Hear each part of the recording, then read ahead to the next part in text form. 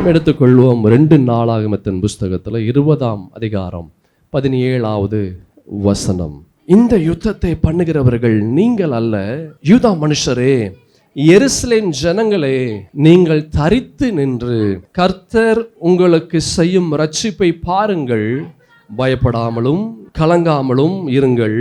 நாளைக்கு அவர்களுக்கு எதிராக புறப்படுங்கள், கர்த்தர் உங்களோட இருக்கிறார் என்றார். நீங்கள் தரித்து நின்று கர்த்தர் உங்களுக்கு செய்யும் இரட்சிப்பை பாருங்கள். இந்த மாதத்தில் நாம் எதை எதிர்கொள்ள நேரிட்டாலும் ஒன்று மறந்து விடாதீங்க, கர்த்தர் உங்களோடு இருக்கிறார். அல்லேலூயா. அது சிங்கத்தின் கெபியாக இருக்கட்டும், அக்னி சுளையாக இருக்கட்டும், சிவந்த சமுத்திரமாக இருக்கட்டும், பார்வோன் சேனையாக இருக்கட்டும், அது கோலியாத்தாக இருக்கட்டும், அது யாராக இருக்கட்டும், அது எவராக இருக்கட்டும், எப்படிப்பட்ட பிரச்சனையாக இருக்கட்டும், எவ்வளவு முடியாததாக இருக்கட்டும், உங்கள் மனசு கூட சொல்லும் நிச்சயமாக அது நடக்கவே நடக்காதுன்னு சொல்லும். எப்படி இருந்தாலும் கர்த்தர் உங்களோடு இருக்கிறார். அல்லேலூயா. நம் வாழ்க்கையில் அநேக காரியங்களை நாம் செய்கிறோம். அந்த செய்கிற காரியங்கள் பெரும்பாலான நேரத்தில் நடைமுறையில் அதை கொண்டு வர முடியல. நம்ம என்ன எதிர்பார்த்து செய்கிறோமோ அந்த காரியங்கள் நமக்கு கை கூட மாட்டேங்குது. முக்காவாசி நேரத்தில் our obstacles are too big. நாம் சந்திக்கக்கூடிய காரியங்கள் அது ரொம்ப பெரிதாக காணப்படுகிறது. பிரச்சனைகளாக இருக்கட்டும், பாடுகளாக இருக்கட்டும், போராட்டங்களாக இருக்கட்டும், அதெல்லாம் பெருசாக இருக்குது. அதை பார்க்கும்போது நமக்கு மலைப்பாக இருக்குது. இதெல்லாம் எப்படி நான் செய்வேன்? இந்த மாதத்தில் இவ்வளவு செலவுகள் இருக்குது, நான் எப்படி இந்த காரியங்களெல்லாம் நான் செய்ய போகிறேன்? ஸ்கூல் ஃபீஸ் கட்டணும், காலேஜ் ஃபீஸ் கட்டணும், நான் கடன் வாங்கின இடத்துல இந்த காரியங்களெல்லாம் நான் கொடுக்கணும், எப்படி நான் செய்ய போகிறேன் என்று மலைப்பாக அநேகருடைய வாழ்க்கையில் காணப்படுகிறது. இதிலிருந்து நான் வெளியவே வர முடியாது. There is no way out. இதிலிருந்து வெளியவே வர முடியாது. அல்லேலூயா. நம்மளுடைய பிரச்சனைகள் கூட நம்மக்கிட்ட சொல்லுது, ஜஸ்ட் அக்செப்ட் இட், இதை ஏற்றுக்கொள், இதுதான் உன் நிலை, இதுதான் உனக்கு இந்த சரீரத்தில் இந்த வியாதி கடைசி வரைக்கும் இருக்கும் டாக்டர் சொல்லிட்டார். நம்ம டாக்டரை கடவுளாக அநேகர் அவர் கடவுளுக்கும் மேலாக நம்ம நினைத்து கொண்டு இருக்கிறோம். பிரச்சனைகள் ரொம்ப பெருசாக நினைக்கிறோம், ஆண்டவர் ரொம்ப சின்னதாக நம்ம நினைத்து கொண்டு இருக்கிறோம். என் பிரியமான தேவஜனமே, ஆண்டவராகிய கர்த்தர் உங்களை பார்த்து சொல்லுகிறார், நீ தரித்து நில், நான் உனக்கு செய்யும் விடுதலை நீ பார்ப்பாய். அல்லேலூயா. நம்முடைய பிரச்சனைகள், போராட்டங்கள், இதெல்லாம் நம்முடைய விசுவாசத்தை அது திருடும், நம்முடைய நம்பிக்கையை அது திருடும். கர்த்தர் நம்முடைய வாழ்க்கையில் பெரிய பெரிய காரியங்களை அவர் காத்து கொண்டு இருக்கிறார். அல்லேலூயா. ஆனால் நம்மளுடைய நிலையை பார்க்கும்போது இருக்கிற நம்பிக்கையும் இருக்கிற விசுவாசமும் அது மறைந்து போகக்கூடிய ஒரு நிலையாக இருக்கிறது நம்முடைய பிரச்சனைகளை பார்க்கும்போது. அல்லேலூயா. மனுஷிகத்தில் பார்க்கும்போது அது முடியாது தான். மனுஷிகத்திலே அது நம்ம எதிர்கொள்ளும் போது இது நிச்சயமாக நடக்காது. ஒன்றுமே இல்லைங்க, எதுவுமே இல்லை. எதுவுமே இல்லாததில் நான் எப்படி ஒரு காரியத்தை நான் கொண்டு வர முடியும்? நிறைய இருந்தது, ஒரு காலத்தில் நிறையா இருந்தது, ஆனால் இப்போ எதுவுமே இல்லாத ஒரு நிலை. அல்லேலூயா. பரிசுத்த வேதத்தில் ஒரு காரியத்தை நாம் பார்க்கலாம். ஆதியாகமத்தின் புஸ்தகம் 13ஆம் அதிகாரம் 8ஆம் வசனத்திலிருந்து 12ஆம் வசனமுடைய நாம் பார்க்கலாம். ஆபிரகாம் லோத்தை நோக்கி, எனக்கும் உனக்கும் என் மேய்ப்பருக்கும் உன் மேய்ப்பருக்கும் வாக்குவாதம் வேண்டாம், நாம் சகோதரர். இந்த தேசமெல்லாம் உனக்கு முன் இருக்கிறது அல்லவா, நீ என்னை விட்டு பிரிந்து போகலாம். நீ இடதுபுறம் போனால் நான் வலதுபுறம் போகிறேன், நீ வலதுபுறம் போனால் நான் இடதுபுறம் போகிறேன் என்று ஆபிரகாம் லோத்தை பார்த்து அவன் சொல்லுகிறான். அப்பொழுது லோத்து தன் கண்களை ஏறெடுத்து பார்த்து யோர்தான் நதிக்கு அருகான சமபூமி முழுவதும் நீர்வளம் பொருந்தினதாய் இருக்க கண்டான். கர்த்தர் சோதோமையும் கொமோராவையும் அழிக்கும் முன்னே சோவாருக்கு போகும் வழி மட்டும் அது கர்த்தருடைய தோட்டத்தை போல, கர்த்தருடைய தோட்டம்னா என்னங்க? ஏதேன். அது ஏதேனை போலவும் எகிப்து தேசத்தை போலவும் இருந்தது. அப்பொழுது லோத்து யோர்தானுக்கு அருகான சமபூமி முழுவதையும் அவன் தெரிந்து கொண்டான். கிழக்கே பிரயாணப்பட்டு போனான். இப்படி அவர்கள் ஒருவரை ஒருவர் விட்டு பிரிந்தார்கள். போதும். இங்கே ஒரு காரியத்தை பார்க்கிறோம். ஆபிரகாம் லோத்து ஆபிரகாமுடைய சகோதரனுடைய மகன் லோத்து. அவங்க 2 பேருக்கும் சண்டை வரல. ஆனால் அவர்கள் இருவருடைய மெய்ப்பர்கள் அவங்க 2 பேரும் சண்டை போட்டாங்க. அப்போது ஆபிரகாம் சொல்கிறாரு, நம்ம 2 பேர் சண்டைலாம் போட வேண்டாம், நம்மலாம் சகோதரர்கள். உனக்கு எந்த பக்கம் போய் எந்த இடத்துக்கு நீ போகணும்னு நீ ஆசைப்படுறியோ அங்கே போய்க்கோ அப்படின்னு ஆபிரகாம் பெருந்தன்மையாக அவர் சொல்கிறாரு. அப்போ பெருந்தன்மையாக சொல்லும்போது இவர் லோத்து போய் பார்க்குறாரு.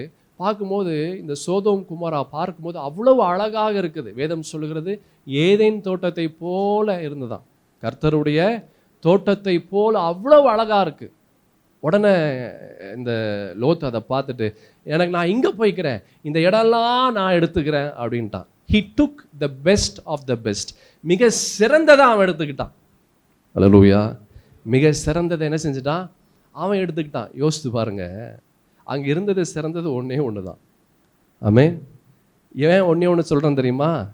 அது ஒன்று தான் அங்கே பெஸ்ட்டாக இருந்ததுனால தான் அதை எடுத்துக்கிட்டான் லோத்து. அதை சுற்றி பார்க்குறான், எல்லா இடமும் பார்க்குறான், பார்த்தா ஒரே ஒரு இடம் அவ்வளவு அழகாக இருக்குது, அவ்வளவு நல்லா இருக்குது. கர்த்தருடைய தோட்டத்தை போல, ஏதேன் தோட்டத்தை போல இருந்தது. பெஸ்ட் இருந்தது ஒன்று. அந்த பெஸ்ட்டையும் லோத்து எடுத்துக்கிட்டான். நல்ல கவனமாக கேளுங்க. ஆபிரகாம் அவன் என்ன செஞ்சான்? வேணாம், பரவாயில்ல, லெட் ஹிம் ஹேவ் இட். யோசிச்சு பாருங்க, அவன் யோசிச்சிருக்கலாம், இவன் பெஸ்ட்டு எடுத்துக்கிட்டானா அப்புறம் நான் என்னத்தை எடுத்துப்பேன்? எனக்கு என்ன இருக்கும்? எனக்கு ஒன்றுமே இருக்காது. எல்லாத்தையும் இவன் எடுத்துக்கிட்டானா எனக்கு எதுவுமே இருக்காது. நான் என்ன செய்வேன்? என்னுடைய குடும்பம் என்ன செய்யும்? என்னுடைய ஆட்கள் என்ன செய்வாங்க? என்னை நம்பி வந்தவர்கள் அவருடைய நிலை எப்படி இருக்கும்? இத்தனை ஆடு மாடு இருக்கு. வேதம் சொல்லுகிறது, லோத்தனுடைய ஆடு மாடுகளும் ஆபிரகாமுடைய ஆடு மாடுகளும் அவருடைய எண்ணிக்கை எப்படி இருந்ததுன்னா தேசம் கொள்ளாத அளவுக்கு இருந்ததுதான், அவ்வளோ இருந்துதான்.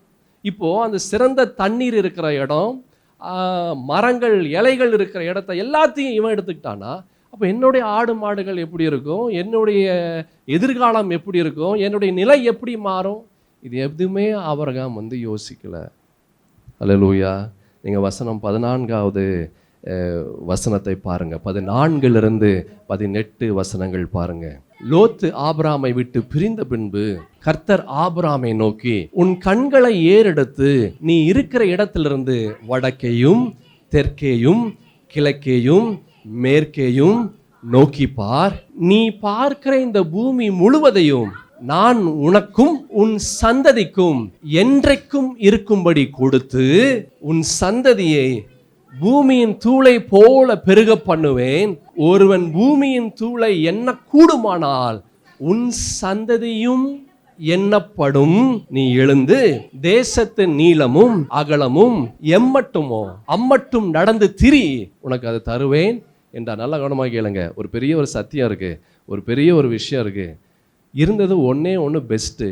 அந்த பெஸ்ட்டை லோத்து எடுத்துக்கிட்டான். இப்போ எதுவுமே பெஸ்ட்டு இல்லை, எல்லாமே வறண்டு போயிருக்கு, எல்லாமே வறண்டு போயிருக்கு, ஒன்றுமே இல்லை. ஆண்டவர் சொல்கிறாரு, நீ பாரு, உனக்கு எது வேணும்? எந்த வறண்ட பூமி வேணும்? எது ஒன்றுமே இல்லையோ, எது உனக்கு வேணும் நீ சொல்லு, நான் உனக்கு அதை தரேன். நீ அங்கே போ, நான் உன்னை ஆசீர்வதிப்பேன் என்று சொல்லுகிறார். அப்படின்னு என்ன அர்த்தம் தெரியுமா? அது எவ்வளோதான் வறண்டு இருந்தாலும் அந்த இடம் உனக்காக செழித்தோங்கும்படியாக நான் செய்வேன். எதுவுமே இல்லை அப்படின்ற ஒரு பட்சமாக இருந்தாலும் நீ எல்லாம் இருக்கிறவனுக்கு மேலாக நான் உன்னை ஆசீர்வதிப்பேன் என்று ஆண்டவர் சொல்லுகிறார். Look beyond your situations. உன்னுடைய பிரச்சனைக்கு தாண்டி நீ பாரு, உன்னுடைய சூழலுக்கு தாண்டி பாரு. This God can do anything and everything. இந்த இயேசுவால் எல்லாம் செய்ய முடியும். அல்லேலூயா. ஆனால் பார்க்கும்போது என்ன தோணுது? ஒன்றுமே இல்லைங்க, என் கையில் ஒன்றுமே இல்லை. இருந்தது கொஞ்சம், அந்த கொஞ்சமும் இல்லாமல் போயிடும் போல இருக்கே. இருந்தது கொஞ்சம், அந்த கொஞ்சமும் என் கை விட்டு போயிடும் போல இருக்கே. ஆண்டவர் சொல்றாரு, நீ தரித்து நில். அல்லேலூயா. இந்த மாத்திற்குரிய வாக்கு தத்துவம் என்ன? தரித்து நில். Stand firm. தரித்து நில். வார்த்தையில தரித்து நில், கர்த்தருடைய சமூகத்துல தரித்து நில், ஆண்டவரிடத்துல தரித்து நில். நீ ஆண்டவரிடத்துல தரித்து நின்னா ஆண்டவர் கடைசி வரைக்கும் நீ ஆசீர்வாதத்துல, நன்மையில, சுகத்துல, பலத்துல, ஆரோக்கியத்துல, உயர்வுல தரித்து நிற்கும்படியாக கர்த்தர் செய்வார். இங்க மாத்திரம் இவன் ஆபிரகாம் மாத்திரம் சண்டை போட்டிருந்தோம், நீ எல்லாத்தையும் நீ பெஸ்ட் எடுத்துக்கிட்ட, எனக்கு எதுவுமே கிடையாது, எனக்கு எதுவுமே இல்லை, நீ மாட்டுக்கு பெரிய எல்லாத்தையும் நீ எடுத்துட்டீங்கன்னா நான் என்ன செய்வேன்? என் குடும்பம் என்ன செய்யும்? என்னுடைய ஆட்கள் என்ன செய்வாங்க? என்னுடைய ஆடு மாடுகள் என்ன செய்யும்? எதுவுமே இல்லாமல் இருக்கு, எல்லாத்தையும் நீ எடுத்துட்டா நான் என்ன பண்ணுவேன்? அல்லேலூயா. ஆபிரகாம் அவர் எடுத்தது என்ன தெரியுமா? ஆண்டவர் எடுத்தார். ஆனால் லோத்து உலகத்தை எடுத்தான். அல்லேலூயா. ஆபிரகாம் ஆண்டவரை எடுத்தாரு, ஆசீர்வாதத்திற்கு மேல ஆசீர்வாதத்தை சுதந்தரித்து கொண்டார். லோத்து உலகத்தை எடுத்தான், அவன் இருக்கிற எல்லாவற்றையும் அவன் இழந்தான், மனைவி உட்பட. அல்லேலூயா. அவன் சோதோமுக்குள்ள போகும்போது திரள் ஐஸ்வர்யவானாய் உள்ள போனான். ஆடு மாடு பயங்கரமா இருக்கு. நீங்க அந்த வசனத்தை பார்த்தீங்கன்னா, இதுக்கு முன்பாக கூட ஒரு முறை நான் சொல்லியிருந்தேன். 6வது வசனம் 13ஆம் அதிகாரம் ஆதியாகமத்தின் புஸ்தகத்துல பாருங்களேன், 5வது வசனத்திலிருந்து பாருங்க. ஆபிரகாம் உடனே வந்த லோத்துக்கும் ஆடு மாடுகளும் கூடாரங்களும் இருந்தன. அவர்கள் ஒருமித்து குடியிருக்க அந்த பூமி அவர்களை தாங்க கூடாது இருந்தது. அவர்களுடைய ஆஸ்தி மிகுதியா இருந்தபடியால் அவர்கள் ஒருமித்து வாசம் பண்ண ஏதும் இல்லாமல் போயிற்று. அவ்வளவு ஆடு மாடு ஒட்டகங்கள், பூமி தாங்க முடியலையா? அப்படா எந்த அளவுக்கு இருந்திருக்கும்? இதுதான் சோதோமுக்கு போவதற்கு முன்பாக. அவன் சோதோமை பிடித்து கொண்டான், ஆபிரகாம் ஆண்டவரை பிடித்து கொண்டார். அல்லேலூயா. என் பிரியமான தேவஜனமே, நீங்க யாரை பிடித்து கொண்டு இருக்க போறீங்க? நீங்க யாரை பிடிக்க போறீங்க? கர்த்தருடைய வார்த்தையை பிடிக்க போறீங்களா, இல்லை நீங்க பார்க்கிற மற்ற காரியங்களை பிடிக்க போறீங்களா? ஆமென். இங்க அந்த லோத்து பார்த்து, எனக்கு இங்க தான் நான் போகணும், இதுதான் எனக்கு வேணும். ஆபிரகாம் பெருந்தன்மையா, உனக்கு எது வேணுமோ நீ எடுத்துக்கோ, எது என்ன செய்யணுமோ நீ அதை செய் என்று சொல்லி அவன் விலகி ஆண்டவரை அவன் பிடித்து கொண்டான். ஆண்டவர் சொல்றாரு, உனக்கு என்ன வேணும் நீ சொல், எந்த இடத்திற்கு போகணும் அந்த இடம் ஆசீர்வதித்து, அந்த இடம் உனக்கு ஆசீர்வாதமாக இருக்கும்படியாக நான் செய்வேன். நம்முடைய பலத்தினால, நம்முடைய முயற்சினால, நல்ல கவனமாக கேளுங்க, ஒன்றும் செய்ய முடியாது. ஆனால் பரிசுத்தத்தின் தேவனுடைய ஆவி உங்களுக்காக எல்லாவற்றையும் செய்து முடிக்கும். அல்லேலூயா. இப்போ வேணாலும் எதுவுமே இல்லாமல் இருக்கலாம், இப்போ வேணா வியாதியோடு வேதனையோடு எதுவுமே இல்லைங்க. ஐயோ, என் பேங்க் பேலன்ஸை பார்க்கும்போது எனக்கே கஷ்டமா இருக்கு, என்ன பண்றதுன்னு தெரியல. அல்லேலூயா. Stand firm. தரித்து நில், தரித்து நில். நீ எங்க தரித்து நிற்கிற? கவலையில தரித்து நிற்கிறியா, இல்லை கர்த்தர் வெறுக்கக்கூடிய காரியத்தில் தரித்து நிற்கிறாயா? எதுல தரித்து நிற்கிற? எதுல தரித்து நிற்க யோசித்து பார். முன்பு எப்படி ஆசீர்வாதமா இருந்தது, அப்போ என்ன நிலையில, எந்த இடத்துல தரித்து நின்ற? இப்போ ஏன் ஆசீர்வாதம் இல்லை? இப்போ எப்படிப்பட்ட நிலையில தரித்து நிற்கிறாய்?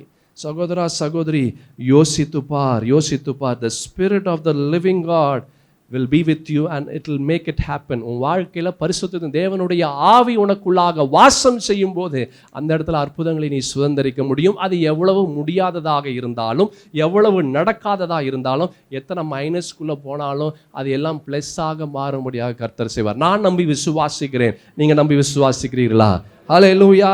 ஆமென். இந்த ஆண்டவரை don't you ever underestimate this God. இந்த ஆண்டவரை நீங்கள் சாதாரணமாக நினைச்சிடாதீங்க. அல்லேலூயா. ஆமென். இந்த ஆண்டவரை நீங்கள் கொஞ்சம் கூட சாதாரணமாக நினச்சிடாதீங்க. பரிசுத்த வேதத்தில் என்னாகமத்தின் புஸ்தகம் 11ஆம் அதிகாரத்தில் 1, 2 அப்புறம் 5, 6 வசனங்களை பார்க்கும்போது, இஸ்ரவேல் ஜனங்கள் வனாந்திரத்தில் அவர்கள் இருக்கும்போது ஒரு காரியம் நடக்குது. வாசிப்போம். பின்பு ஜனங்கள் முறையிட்டு கொண்டிருந்தார்கள், அது கர்த்தருடைய செவிகளில் பொல்லாப்பா இருந்தது. நல்லா கவனமாக கேளுங்க. சில நேரத்தில் நம்ம முறையிடுகிறது அது கர்த்தருடைய காதுகளில் அது பொல்லாப்பாய் வரும். ஆமென். நம்முடைய ஜெபங்கள் சில நேரத்தில் அது கர்த்தருக்கு கோபத்தை ஏற்படுத்தும். ஞானமாக இருங்க, புத்தியாக இருங்க. என்ன பேசணும், என்ன செய்யணும், என்னென்ன காரியங்கள் ஜெபத்தில் கொண்டு வரணும் என்று ஞானமாய் நீங்கள் இருங்க. இங்கே இந்த ஜனங்கள் யார், எந்த ஜனங்களுடைய சத்தம் ஆண்டவருக்கு கோபத்தை உண்டு பண்ணுச்சு? எந்த ஜனங்களுடைய சத்தத்தை கேட்டு அந்த ஜனங்களை விடுதலை செய்ய வேண்டும் என்று நினைத்தாரோ, என்று சொன்னாரோ, என்று விடுதலை செய்தாரோ, அதே ஜனங்களுடைய சத்தம் இப்போ அவருக்கு கோபத்தை ஏற்படுத்துது. என் பிரியமான தேவ ஜனமே, உங்களுடைய சத்தம் ஆண்டவருக்கு இஷ்டத்தை கொடுக்குதா? உங்களுடைய சத்தம் உங்களுடைய நிலையை விடுதலை செய்ய வேண்டும் என்று ஆண்டவரிடத்துல முறையிடுகிறதா? இல்லை உங்களுடைய சத்தம் உங்களுடைய ஆசீர்வாதத்தை தடை செய்யும்படியாக ஆண்டவருடைய செவிகளுக்குள்ளாய் கடந்து வருகிறதா? யோசித்து பார் சகோதரா சகோதரி. அல்லேலூயா. ஆமென். ஏன் இவங்களுடைய சத்தம் கோபத்தை உண்டு பண்ணுச்சு தெரியுமா? இவர்களுடைய நம்பிக்கை ஆண்டவர் இடத்துல இல்லை, இவங்க நம்பிக்கை வேற இடத்துல இருந்தது. இவர்கள் கர்த்தருடைய வார்த்தையை பேசல, மாறாக கர்த்தர் வெறுக்கக்கூடிய வார்த்தையை பேசினார்கள். இது ரொம்ப முக்கியமான ஒரு விஷயம். அந்த வசனத்தை வாசிங்க. பின்பு ஜனங்கள் முறையிட்டு கொண்டிருந்தார்கள், அது கர்த்தருடைய செவிகளில் பொல்லாப்பா இருந்தது, கோபத்தை ஏற்படுத்துச்சு. மோசே இடத்துல ஆண்டவர் சொல்றாரு, யாத்திராகமத்தின் புஸ்தகம் 3ஆம் அதிகாரத்தில் சொல்றேன், ஜனங்களுடைய சத்தத்தை நான் கேட்கவே கேட்டேன், எப்படியாவது அவர்களை நான் விடுதலை செய்யணும், நீ போய் என் ஜனங்களை நீ பார்வோனுடைய பிடியிலிருந்து அவர்களை வெளியே கொண்டு வா. காரணங்கள் சொல்லிட்டே இருக்கிறான் மோசே. ஆனாலும் இல்ல இல்ல இல்ல இல்ல, நீ கண்டிப்பா போய் என் ஜனங்களை கொண்டு வரணும். எந்த ஜனங்களுடைய சத்தம் அவர்களை விடுதலை செய்யும்படியாக கர்த்தருடைய கரம் செயல்பட்டதோ, இப்போ அதே ஜனங்களுடைய சத்தம் கர்த்தருக்கு கோபத்தை உண்டு பண்ணுது. என் பிரியமான தேவ ஜனமே, நம்முடைய சத்தம் என்ன செய்யுது ஆண்டவருடைய சமூகத்தில்? அல்லேலூயா. நம்முடைய சத்தம் என்ன செய்யுது? கர்த்தரிடத்திலிருந்து விடுதலையை கொண்டு வருதா, இல்லை ஆண்டவருடைய கோபம் நம் மீது கொண்டு வருகிறதா? கோபம் வந்துச்சுன்னா எல்லாவற்றையும் இழக்கக்கூடிய நிலை வரும். கோபம் வராமல் மற்ற காரியங்கள் வந்ததுன்னா இருக்கிற நிலையை இன்னும் ஆசீர்வதிக்கும்படியாக செய்யும். அங்கே வசனத்தை பார்த்தோம், கர்த்தருடைய செவிகளில் எப்படி இருந்ததா? பொல்லாப்பா இருந்தது. கர்த்தர் அதை கேட்டபோது அவருடைய கோபம் மூண்டது. கர்த்தருடைய அக்கினி அவர்களுக்குள்ளே பற்றி எரிந்து பாளையத்தின் கடைசியில் இருந்த சிலரை பட்சித்தது. ஏன் அந்த சிலரை உண்டு பட்சுது? மற்றவங்களை யாரையும் பட்சிக்கல? கரெக்டாக சொல்லுங்க பார்ப்போம் யாராவது. அவன் ரொம்ப அதிகமாக பேசுகிறான். அல்லேலூயா. பின்னாடி இருக்கிறவன் நிறைய பேசுவான், முன்னாடி இருக்கிறவன் பேச மாட்டான், ஏன்னா தெரிஞ்சிரும்னு சொல்லி. அல்லேலூயா. முன்னாடி இந்த ஸ்கூலில் கிளாஸ்லலாம் பார்த்தீங்கன்னா லாஸ்ட் பெஞ்ச் எப்பவுமே பேசிக்கிட்டே இருப்பாங்க. யார் பேசுறதுனே தெரியாது. கீழே குனிஞ்சிக்கிட்டு பேசுவாங்க, சைடில் பேசுவாங்க, ஏதோ ஒன்று பண்ணிட்டு பேசுவாங்க பின்னாடி பெஞ்சு. ஆனால் ஃப்ரண்ட் பெஞ்சு பேச முடியாது, ஏன்னா தெரிஞ்சிடும், டீச்சருக்கு தெரிஞ்சிடும். இப்போ அந்த அந்த அந்த பாளையத்தில் அவர்கள் இருக்கிற அந்த கூட்டமாக இருக்கக்கூடிய இடத்துல பின்னாடி இருக்க நிறையா பேசுகிறான். கர்த்தருக்கு அது கோபத்தை வந்துச்சு. அல்லேலூயா. என் பிரியமான தேவஜனமே, என்னென்ன காரியங்களை நீ பேசி கொண்டு இருக்கிறாய்? ஜாக்கிரதையாக இரு. வேதம் சொல்லுகிறது, கர்த்தருடைய கோபாக்கினை கடந்து வந்து என்ன செஞ்சுதான்? பாளையத்தின் கடைசியில் இருந்த சிலரை பட்சித்தது. அப்பொழுது ஜனங்கள் மோசையை நோக்கி கூப்பிட்டார்கள். மோசே கர்த்தரை நோக்கி விண்ணப்பம் பண்ணினான், உடனே அக்கினி அவிந்து போயிற்று. அல்லேலூயா. 5ஆம் வசனத்தை பாருங்களேன். நாம் அந்த என்ன சொல்லி அவங்க புலம்புனாங்க அப்படின்னா, என்ன சொல்லி அவர்கள் கத்தி கதறினாங்க அப்படின்னா, அந்த ஜனங்கள் நாம் எகிப்திலே கிரியமில்லாமல் சாப்பிட்ட மச்சங்களையும் வெள்ளரிக்காய்களையும் கொமட்டி காய்களையும் கீரைகளையும் வெங்காயங்களையும் வெள்ளை பூண்டுகளையும் பாரு, எதெல்லாம் நினைக்கிறான் பாருப்பா. எதை நினைக்கிறாங்க பாருங்க. ஆண்டவர் பார்வனுடைய பிடியிலிருந்து வெளியே கொண்டு வந்தார் நினைக்கல. சிவந்த சமுத்திரத்தை 2ஆக பிளந்தார், அது அவன் நினைக்கல. கர்த்தர் இவர்களை மாத்திரம் பாதுகாத்தாரு, பார்வனும் அவனுடைய ஜனங்களையும் கர்த்தர் அழித்தாரு, வாதைகள்னால பலவிதமான வாதைகளால வாதித்தாரு, இது நினைக்கல. வனாந்தரத்தில் மன்னாவினால் போஷித்தாரு, அது நினைக்கல. தண்ணீர் கொடுத்தார் வனாந்தரத்தில், அது நினைக்கல. ஆனா எதை நினைக்கிறான்? எகிப்து தேசத்துல எது வேண்டான்னு சொன்னானோ அதை நினைக்கிறான். அல்லேலூயா. என் பிரியமான தேவஜனமே, இதுதான் கர்த்தரிடத்துலேருந்து கோபத்தை கொண்டு வருது. எது வேண்டான்னு சொல்லி நம்ம விட்டுட்டு வந்தோமோ, திரும்ப அதே காரியத்தை ஒரு கிறிஸ்தவன் செய்யும் போது கர்த்தருக்கு கோபம் வருகிறது. அல்லேலூயா. நீ எதை வேண்டான்னு சொல்லி விட்டுட்டு வந்தியோ, திரும்ப அந்த காரியத்தை நாம் திரும்ப செய்யும் போது கர்த்தருக்கு கோபத்தை கொண்டு வருகிறது. நீங்கள் யோசிக்கலாம், கோபம் வந்துச்சு, எங்களை யாரும் கர்த்தருடைய அக்கினி எங்களை கொண்டு போடலையே என்று நீங்கள் யோசிக்கலாம். நல்ல கவனமாக கேளுங்க. கர்த்தருடைய அக்கினி அநேகருடைய வாழ்க்கையில் அநேக காரியங்களை கொன்று போட்டுச்சு, எரிச்சிருச்சு. பணம் எரிஞ்சு போச்சு, பணம் செத்த நிலையில் இருக்குது, சரீரத்தில் பேலன்ஸ் செத்த நிலையில் இருக்குது, சந்தோஷம் சமாதானம் செத்த நிலையில் இருக்குது. அல்லேலூயா.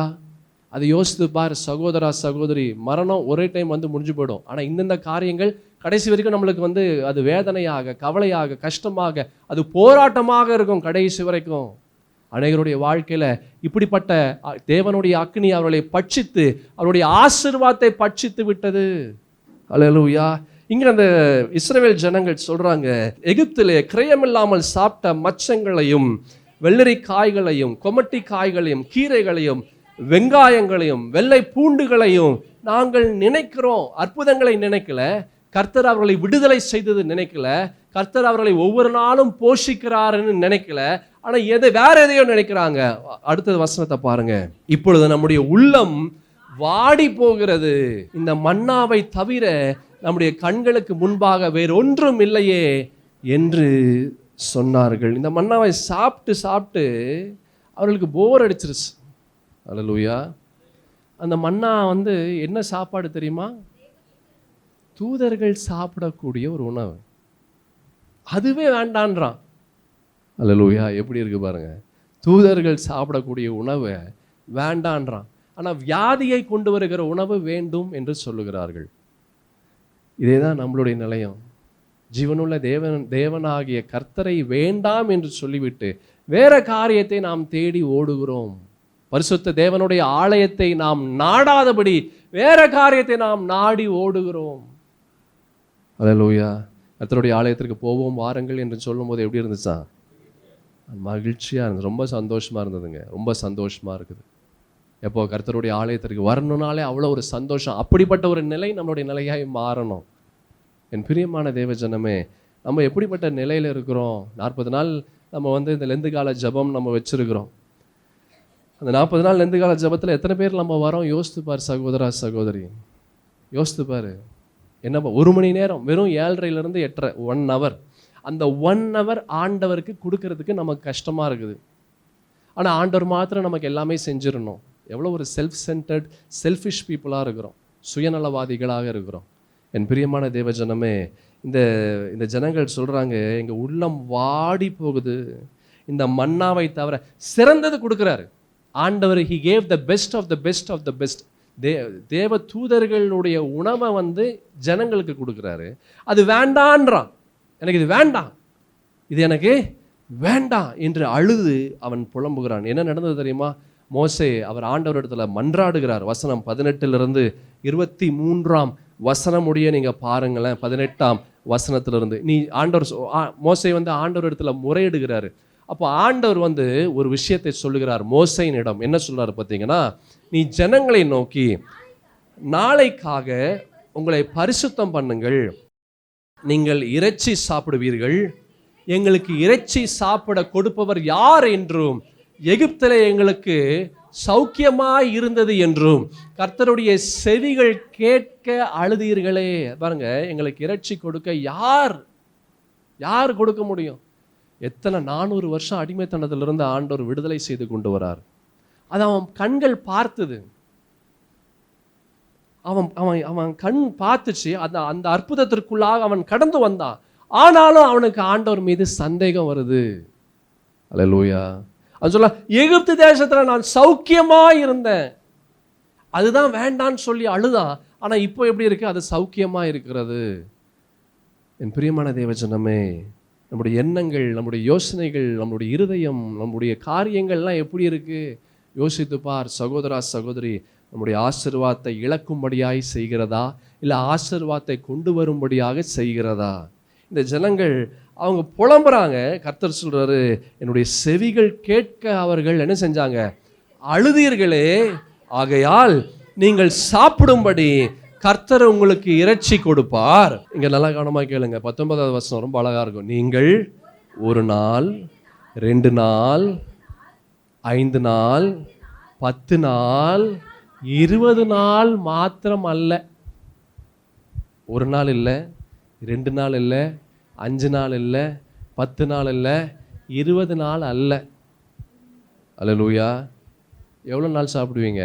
1 மாதம் வரைக்கும், 1 மாசம் ஃபுல்லா, 1 மாதம் வரைக்கும் புசிப்பீர்கள். அது உங்கள் மூக்கிலே புறப்பட்டு உங்களுக்கு தெவிட்டி போகும் மட்டும் புசிப்பீர்கள். உங்களுக்குள் இருக்கிற கர்த்தரை அசட்டை பண்ணி, நாங்கள் ஏன் எகிப்திலிருந்து புறப்பட்டோம் என்று அவருக்கு முன்பாக அழுதீர்களே. அநேகர் சொல்லுவாங்க, நான் ஏங்க பேசாம நான் முன்னாடி போலவே நான் இருந்திருக்கலாம் போல இருக்கு. முன்பு போலவே இருந்திருந்தா ஒரு பிரச்சனையும் இல்லை. முன்பு போலனா என்ன? பரிசுத்தமாக இல்லாமல், பைபிள் வாசிக்காமல், ஜபிக்காமல், ஏதோ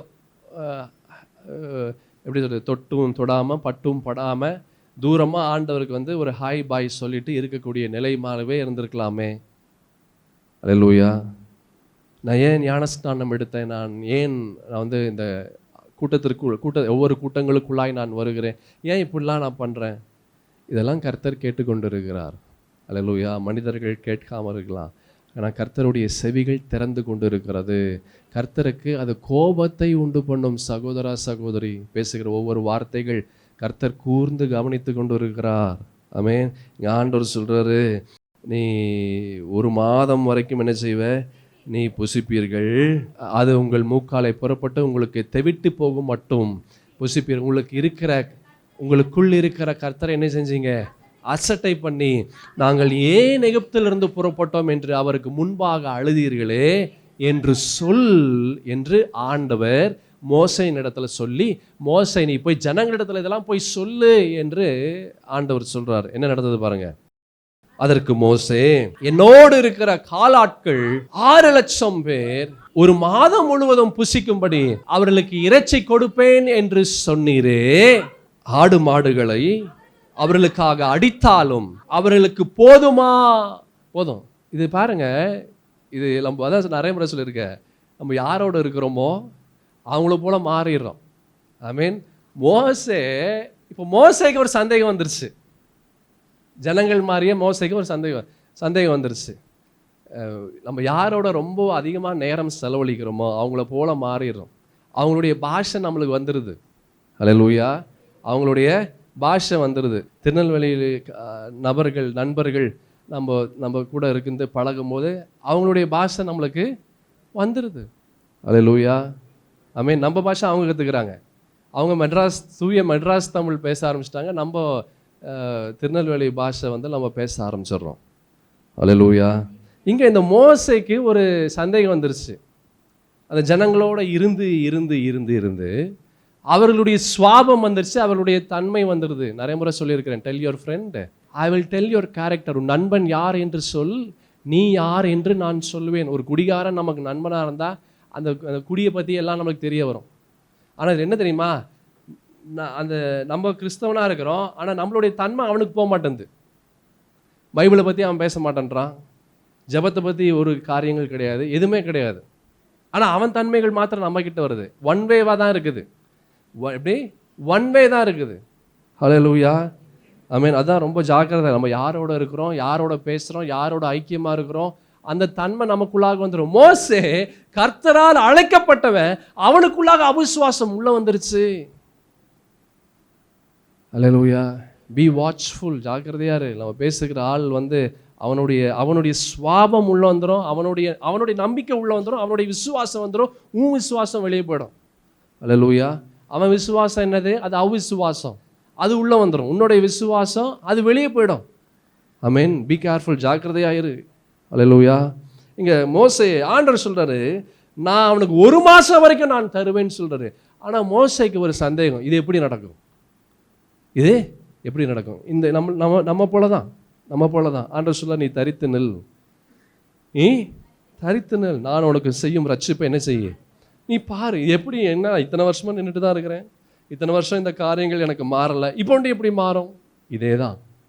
நம்ம எத்தனை அற்புதங்கள் பார்த்துருக்குறோம் ஆண்டவருடைய நம்ம வாழ்க்கையில். கர்த்தர் நம்முடைய வாழ்க்கையில் செய்த எத்தனை நன்மைகள், எத்தனை அற்புதங்கள், எத்தனை ஆபத்து. யோசிச்சு பாருங்கள், உங்கள் வீட்டில் நீங்கள் ஸ்டவ்வில் நீங்கள் சமையல் செய்து கொண்டு இருக்கும்போது எத்தனை ஆபத்து, எத்தனை விபத்து உங்களுடைய வாழ்க்கையிலிருந்து கர்த்தர் உங்களை பாதுகாத்து கொண்டு இருக்கிறார். ஆமென். நீங்கள் தூங்கும் போது, எந்திரிக்கும் போது நீங்கள் யோசிப்பீங்க, ஐயோ இப்படி நடந்துருச்சு, அப்படி வந்துருச்சு, காலு ஸ்லிப்பாக இருக்கும், நான் கீழே விழுந்திருப்பேன், ஆனால் கர்த்தர் என்னை காப்பாற்றினார். எத்தனை ஆபத்து, எத்தனை விபத்து. ஏன் இதை நம்ப முடியல? ஹல்லேலூயா. அவிசுவாசம் உன் வாழ்க்கையில் உன்னுடைய கண்ணை மறைத்து கொண்டு இருக்கிறது. பிரச்சனைகள் நீ பார்த்து உன் கண்கள் அந்த பிரச்சனையை தாண்டி பார்க்க முடியல, அற்புதங்களை பார்க்க முடியல, ஆண்டவரை பார்க்க முடியல. என் பிரியமான தேவஜனமே, இங்கே அந்த மோசே ஆண்டவர் சொல்றாரு, அவர்களுக்கு நான் தருவேன் என்று சொல்லுகிறார் ஆண்டவர். ஆனால் மோசே சொல்றாரு, அது எப்படி நடக்கும்னு கேட்கிறாரு.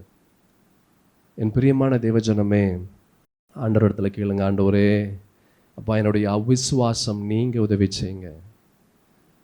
ஆண்டவரே என்னுடைய அவிசுவாசம் நீங்க எனக்கு உதவி செய்யுங்க. என் பிரச்சனைகளை பார்த்து தோல்வியை பார்த்து வேதனையை பார்த்து ஒவ்வொரு நாளும் நான் யோசித்து எனக்கு அதுதான் இருக்குது வழியை, எனக்கு இந்த வார்த்தையை நான் படிக்கிறேன், வேத வார்த்தைகளை படிக்கிறேன், வேத காரியங்களை செய்திகளை நான் கேட்கிறேன், அந்த நேரம் நல்லா இருக்கு.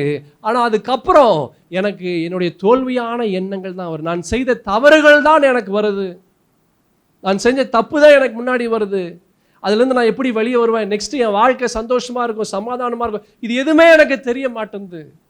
ஆண்டவரே, என்னுடைய அவிசுவாசம் நீங்க எனக்கு உதவி செய்யுங்க, என்னுடைய பிரச்சனைகளை தாண்டி நான் பார்க்க உதவி செய்யுங்க என்று கேளுங்க.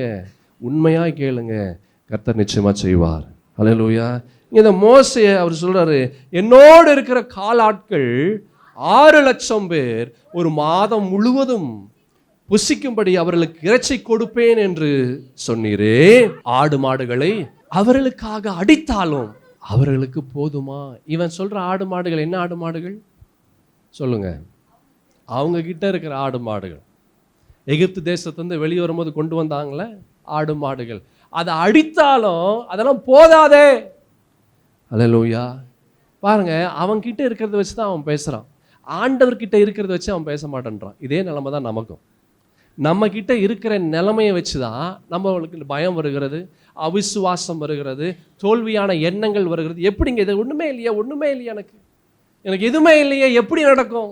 என்னுடைய சூழ்நிலை, என்னுடைய நிலை, எனக்கு தெரிஞ்ச ஆட்கள் எல்லாம் இவ்வளவு தானே, இதிலிருந்து எனக்கு எப்படி நன்மை வரும்? இதிலிருந்து எப்படி எனக்கு ஆசீர்வாதம் வரும்? இதிலிருந்து எப்படி எனக்கு விடுதலை வரும்?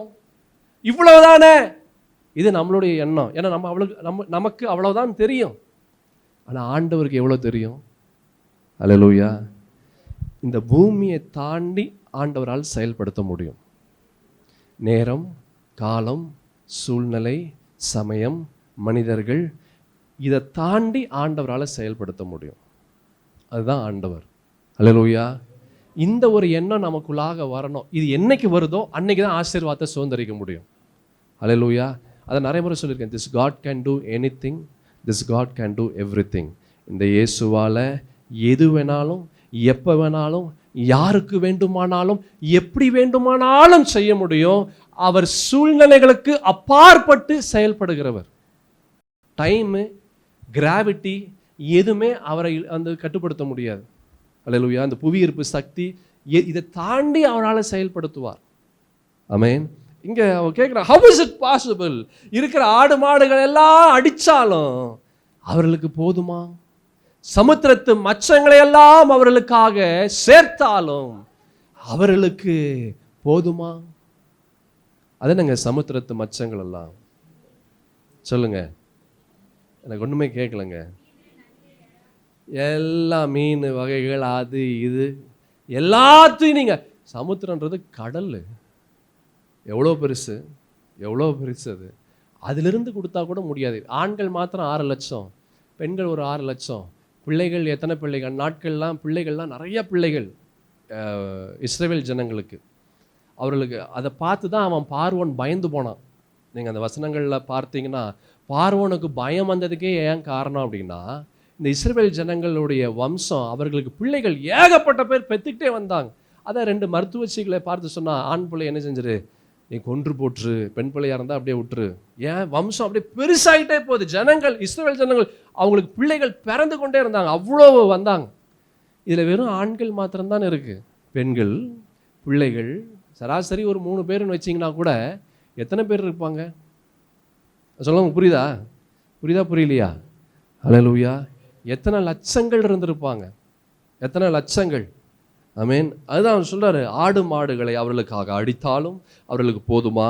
சமுத்திரத்து மச்சங்களையும் அவர்களுக்காக சேர்த்தாலும் அவர்களுக்கு போதுமா என்றான். அதற்கு கர்த்தர் மோசேயை நோக்கி, கர்த்தருடைய கை குறுகி இருக்கிறதோ.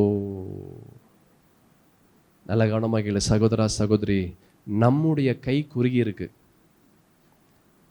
நம்மளுடைய எண்ணம் குறுகி இருக்கு, நம்மளுடைய இருதயம் குறுகி இருக்கு, நமக்கு எல்லாமே குறுகி இருக்கு. நம்மளால செய்ய முடியல.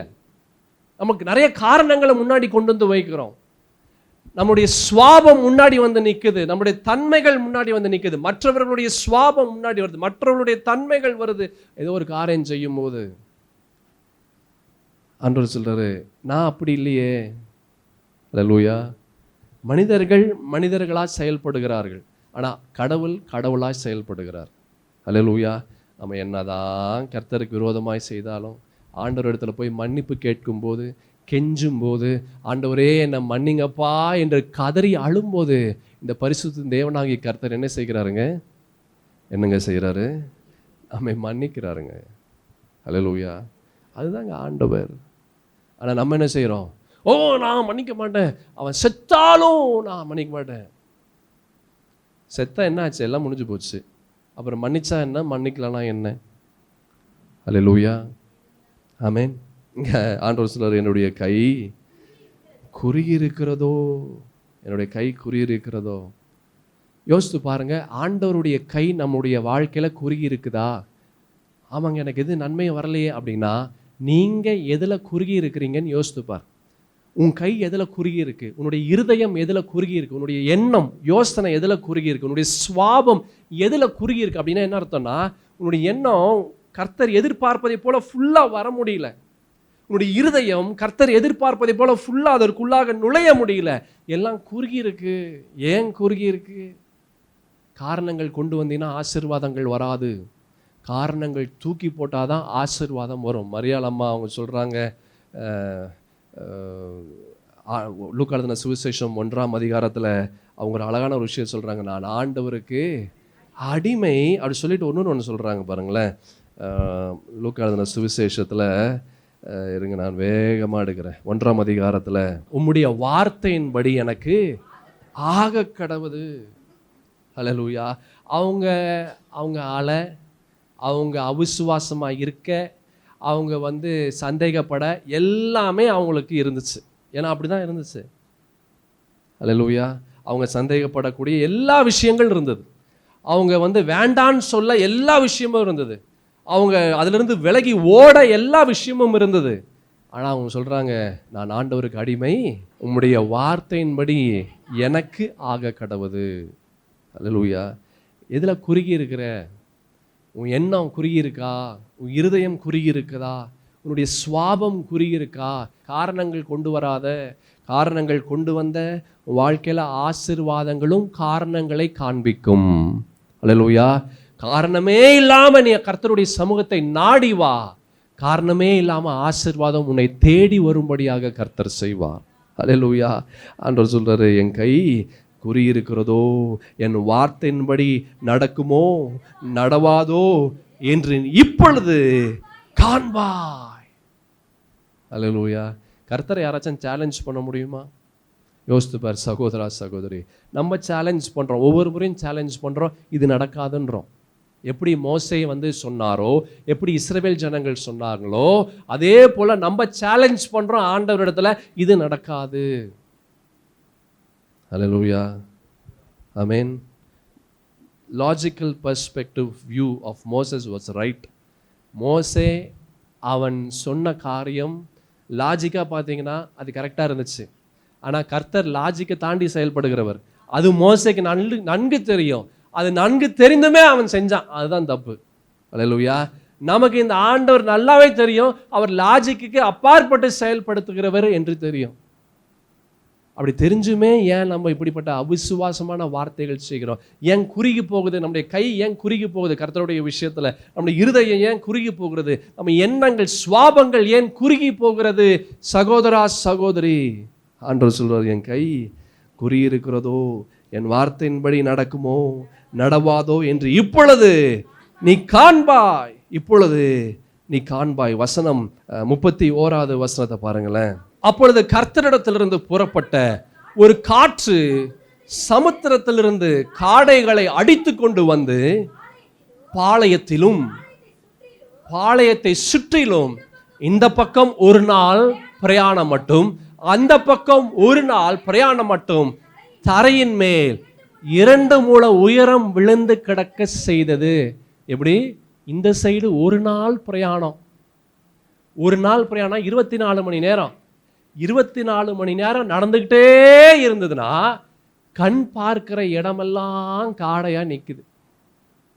அல்லேலூயா. யோசித்து பாருங்களேன், சும்மா கற்பனை பண்ணி பாருங்க. நீங்க நடந்துட்டே இருக்கிறீங்க, ஒரு நாளெல்லாம் நடக்கிறீங்க, 24 மணி நேரம் கணக்கு.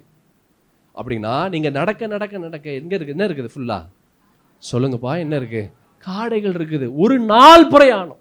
இப்படி போனாலும் அப்படி, இப்படி போனாலும் அப்படி, எல்லா பக்கமும் போனாலும் இருக்கு. அதுவும் எப்படி இருக்கு? வேதம் சொல்லுகிறது, 2 முழ உயரம் விழுந்து கிடக்க செய்தது. அந்த வசனத்தினுடைய ஆரம்பத்தை பார்த்தீங்கன்னா, கர்த்தரிடத்திலிருந்து புறப்பட்ட போதும் போதும் போதும் போதும். எங்கிருந்து புறப்பட்டுச்சு? ஆண்டவர் இடத்துல இருந்து என்ன புறப்பட்டுச்சு? காற்று. காத்து வச்சிருக்கிறாருங்க ஆண்டவர். அல்லேலூயா. காத்து வச்சிருக்கிறாரு. காத்தே வச்சிருக்கிறாருன்னா உன்னுடைய சுகத்தை வைக்காம இருப்பாரா? அல்லேலூயா. காத்தே வச்சு காத்துக்கிட்ட சொல்ற, நீ அந்த இடத்துக்கு போ. எந்த இடத்திற்கு? இஸ்ரவேல் ஜனங்கள் இருக்கக்கூடிய அந்த ஸ்பாட்டுக்கு நீ போ. நீ ஸ்பாட்டுக்கு ஏன் நீ தனியா போக கூடாது? எந்த இடத்துல காடைகள் எல்லாம் இருக்கோ அந்த காடைகள் எல்லாம் அந்த ஸ்பாட்டுக்கு நீ கொண்டு போகணும். அப்படின்னா நல்ல கவனமா கேளு சகோதரா சகோதரி. அந்த காத்துக்கு என்ன இருக்கு? சொல்லு. காது இருக்கு, அந்த காத்துக்கு கை இருக்கு, அந்த காத்துக்கு கால் இருக்கு, எல்லாமே இருக்கு. அதை அப்படியே வாரி கொண்டு போய் எந்த இடத்துல காடைகள்லாம் இருக்குமோ அது எல்லா இடத்துலையும் போய் அந்த காடைகளெல்லாம் வாரி கொண்டு போய் இவர்கள் இருக்கிற அந்த ஸ்பாட்ல அந்த காத்து போய் போடுது. ஆண்டவர் சொல்லுகிற காரியத்தை கேட்டு எத்தனை பெரிய தெய்வத்தை நீங்களும் நானும் ஆராதனை செய்கிறோம். ஹல்லேலூயா, ஹல்லேலூயா. ஏன் உனக்குள்ளாக சந்தேகம் வருகிறது சகோதரா சகோதரி? Never ever doubt this God. இந்த ஆண்டவரை நீ சந்தேகப்படாத. நீ உன்னை சந்தேகப்படு, நீ மற்றவர்களை சந்தேகப்படு, ஆண்டவரை சந்தேகப்படாத. அவர் சொல்றாரு, தரித்து நில், ஸ்டாண்ட் ஃபர்ம். தரித்து நில். ஆனா தரித்து தான் நிற்க முடியல. கர்த்தருடைய சமூகத்தை நாட முடியல. ஓடுகிறோம், ஆண்டவருடைய ஆலயத்திலிருந்து ஓடுகிறோம். ஐயோ வேண்டாம், அந்த கூட்டம் வைத்திருக்கிறோம் சொன்னா வரமாட்டேன்ற. உன்னால தரித்து நிற்க முடியல. மிரியாமை போல நீ பேசி கொண்டு இருக்கிறாய். சர்ச்சுக்கு வந்து ஜெபம் பண்ணாதான் ஆண்டவர் கேட்பாரா? வீட்டில இருந்து ஜெபம் பண்ணா ஆண்டவர் கேட்க மாட்டாரா? சகோதரா சகோதரி, காரணத்தை சொன்னீங்கன்னா உன் வாழ்க்கையில ஆசீர்வாதத்தை பெற்றுக்கொள்ளவே முடியாது. ஹல்லேலூயா. அவர் கையில் என்ன வச்சிருக்கிறாரு? காற்றுங்க. He can change. அவர் காலங்களையும் நியமங்களையும் சூழ்நிலைகளையும் அவரால் மாற்ற முடியும். ராஜாக்களை தள்ளி ராஜாக்களை அவரால் ஏற்படுத்த முடியும். எவனையும் மேன்மைப்படுத்த முடியும், எவனையும் கீழே கொண்டு வர முடியும், எவனையும் மேலே கொண்டு வர முடியும். எல்லாவற்றையும் he can do everything. He can do anything. He can do things which you cannot imagine. நீங்கள் யோசித்து பார்க்க முடியாத காரியங்களை இந்த ஆண்டவராகிய இயேசுவால் உங்க வாழ்க்கையில செய்ய முடியும். எத்தனை பேர் நம்பி விசுவாசிக்கிறீங்க? ஹல்லேலூயா. நீங்க அந்த வசனத்துல அதுக்கு பிற்பாடு எத்தனை இருக்கு நான் பார்க்கிறேன். நிறைய இருக்கு. சரி, இதனுடைய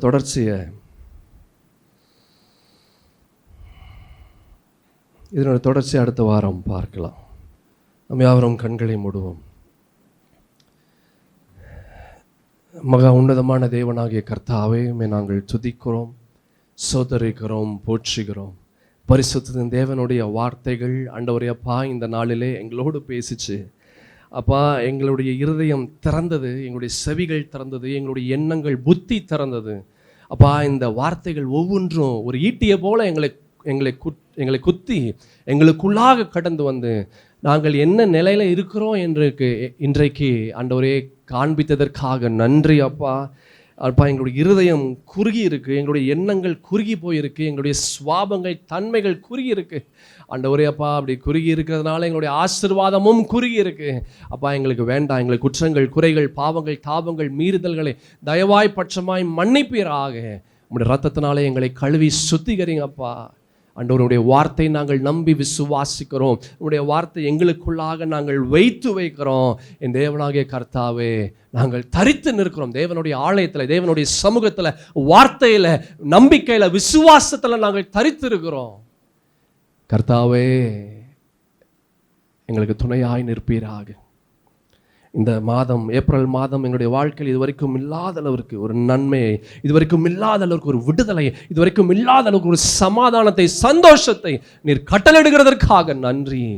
நீரே எங்கள் தேவன், நீரே எங்கள் இயேசு, நீரே எங்கள் ராஜா, நீரே எங்கள் இரட்சகர், நீரே எங்களுக்கு எல்லாமா இருந்து காரியங்களை வாய்க்க செய்யுங்க.